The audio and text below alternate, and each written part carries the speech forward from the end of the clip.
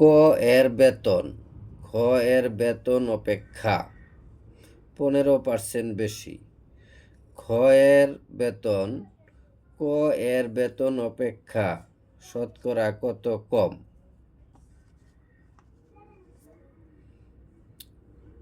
খ এর বেতন 100 টাকা হলে ক এর বেতন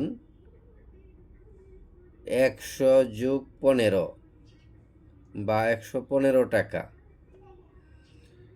ক এর বেতন 115 টাকা হলে খ এর বেতন 100 টাকা। ক এর বেতন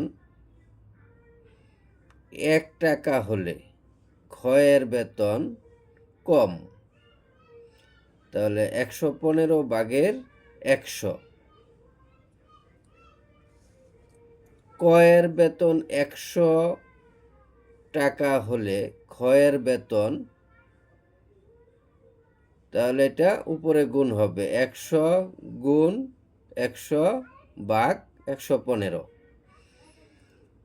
তাহলে 115 দ্বারা উপরের সংখ্যা দ্বয়কে ভাগ করলে হয় 23 ভাগের 2000 টাকা।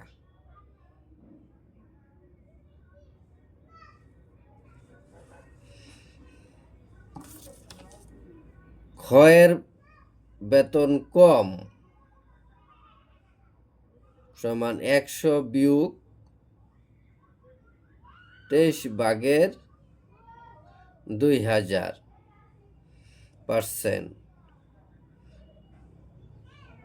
তাহলে এটা বিয়োগ করলে হবে 23 ভাগের 300%।